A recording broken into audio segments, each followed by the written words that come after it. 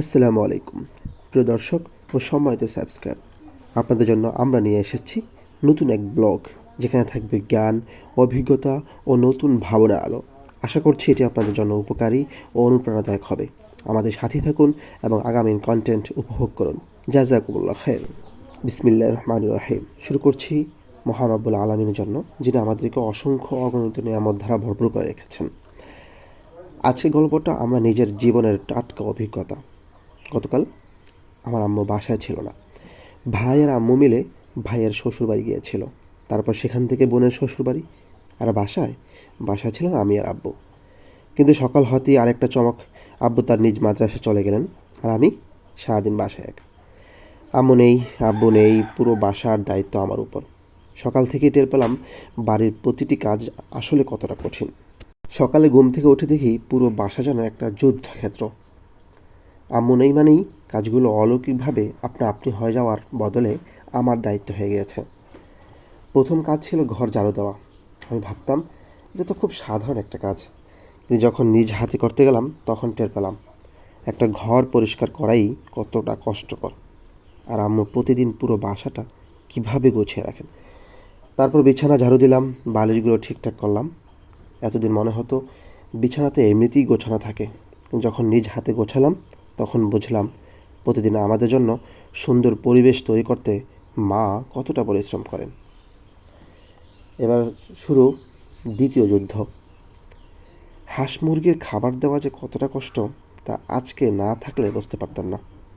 সবচেয়ে কঠিন কাজটা ছিল হাঁস মুরগিদের খাবার দেওয়া। আম্মু প্রতিদিন কিভাবে এত ধৈর্য ধরে ওদের যত্ন নেন সেটা আমি টের পেলাম। খাবার নিয়ে এগোতেই দেখলাম মুরগিগুলো তো আমার দিকেই দৌড়ে আসছে। মনে হলো যেন আমি ওদের একমাত্র ভরসা। দানা ছিটাতেই শুরু হলো ওদের কাড়াকাড়ি। একটা ঠোকরে আর একটা পালিয়ে যাচ্ছে। কেউ কেউ আবার অন্যদের ধাক্কা দিচ্ছে। আর হাঁসগুলোর ব্যাপার তো আরও আলাদা। পানি না দেখলে যেন খাওয়াই ঠিকমতো জমে না। খাবারের সঙ্গে পানিও দিতে হলো। এরপর দেখি কয়েকটা মুরগি খেতে আসছে না। ভাবলাম অসুস্থ নাকি। কাছে গিয়ে ডাকতেই একদম অন্যরকম ব্যাপার ঘটলো। একটা তো ঢানা জাপটিয়ে আমার উপরেই উঠতে চাইলো। আমি তো হতবাক। ভাবলাম আম্মু থাকলে নিশ্চয়ই ওদের জন্য আলাদা যত্ন নিতেন। এটাই তখন অনুভব করলাম আম্মু শুধু খাবারই দেন না, প্রতিদিন ভালো করে লক্ষ্য করেন কে কেমন আছে। আর আমি একদিনই ঘাম ছুটে গেল। এদিকে গ্রাম, পানির অভাব তো একটা থাকবে। সব মিলিয়ে পানির অভাব আর গ্রামীণ বাস্তবতা। আরেকটা বড় চ্যালেঞ্জ ছিল পানি নিয়ে। গ্রামে তো সবসময় কারেন্ট থাকে না, তাই আম্মু সবসময় পানির ট্যাঙ্কি আর বালতিগুলো ভর্তি করে রাখেন। কিন্তু গতকাল আমাকেই সেই কাজ করতে হলো। টিউবওয়েল থেকে পানি তুলতে তুলতে হাত ব্যথা হয়ে গেল। মনে হলো গ্রামের মানুষরা প্রতিদিন এভাবে পানি সংগ্রহ করে কিভাবে, এত কাজ সামলায়। আমাদের মায়েরা তো এই কাজটা দিনের পর দিন করে যাচ্ছেন, বিন্দু মাত্র অভিযোগ ছাড়াই। আমরা শহরে বা আধুনিক সুবিধায় অভ্যস্তরা হয়তো কখনো টের পাই না পানি সংগ্রহ করাটাই গ্রামে একটা বিশাল কাজ। আর মায়েরা কিভাবে সকাল থেকে রাত পর্যন্ত একের পর এক কাজ সামলান, সেটা নিজের হাতে না করলে বোঝা যায় না। তারপর আরেকটা যুদ্ধ, তরকারি গরম করা ও কারেন্টের ভোগান্তি। দুপুরে যখন খেতে বসলাম তখন টের পেলাম আরেকটা বাস্তবতা। আম্মু নেই মানে রান্নাও নেই। আগে রাতে তরকারি গরম করতে খেতে হবে। কিন্তু সমস্যা হলো গ্রামে তো কারেন্ট কখন আসে কখন যায় সেটা বলা মুশকিল। আমি চুলার সামনে দাঁড়িয়ে অপেক্ষা করছি। গরম হতে কতক্ষণ লাগে। আম্মু তো কতবার করে এই কাজ করেন, কিন্তু কখনো ক্লান্তির কথা বলেন না। তাছাড়া গরমে বসে চুলার ধোঁয়া সহ্য করাটাও সহজ নয়। ভাবলাম আমরা কত সহজেই খাবার চাই, কিন্তু রান্নার কষ্টটা কি কখনো বুঝি। তারপর সকল যুদ্ধ শেষ করে বিকালের প্রশান্তি ও গ্রাম প্রকৃতির সৌন্দর্য কিছুটা উপভোগ করছি, সেটা আপনাদের সাথে শেয়ার করছি। সারাদিন বাসায় একা থেকে কাজ করতে করতে যখন মনে হলো এবার একটু বিশ্রাম দরকার, তখন বিকেল হয়ে গেছে। শেষ বিকেলে বন্ধুদের সঙ্গে বের হলাম। গ্রামের প্রকৃতি, খোলা বাতাস, পাখির ডাক, সব মিলিয়ে একটা অন্যরকম প্রশান্তি।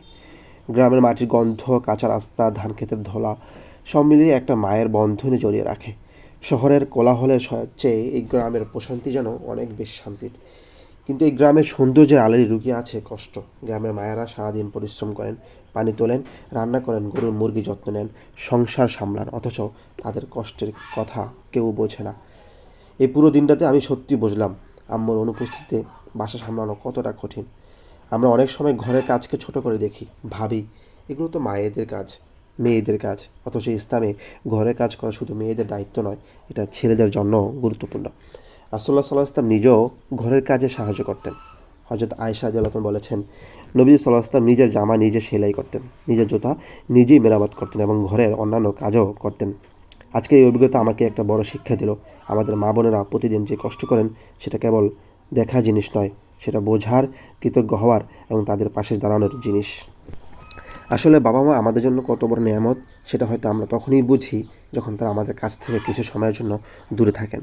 আমাদের উচিত প্রতিদিন আল্লাহর কাছে দোয়া করা, হে আল্লাহ, আমার বাবা মাকে ক্ষমা করুন, তাদের প্রতি দয়া করুন, যেমন তারা শৈশবে আমাকে লালন পালন করেছেন। আজকে এ পর্যন্তই। ভালো থাকুন, সুস্থ থাকুন, সুখে থাকুন। আর আমাদের এই ভিডিওটি ভালো লাগলে অবশ্যই আমাদের চ্যানেলটি সাবস্ক্রাইব করবেন, লাইক, কমেন্ট, শেয়ার করবেন। আর আমাদেরকে কমেন্টে অবশ্যই পরামর্শ দিবেন কীভাবে কথা বললে, কীভাবে ভিডিও করলে আপনাদের কাছে ভালো লাগবে, আপনাদের সুন্দর লাগবে, এবং আজকে এই ভিডিওটা আপনাদের কোন জিনিসটা ভালো লেগেছে সেটা আমাদেরকে অভিজ্ঞতা জানাবেন। আজকে পর্যন্তই। আল্লাহ হাফেজ। আসসালামু আলাইকুম রহমতুল্লাহ। শীঘ্রই দেখা হচ্ছে নতুন আরেকটি ভিডিওতে। আসসালামু আলাইকুম।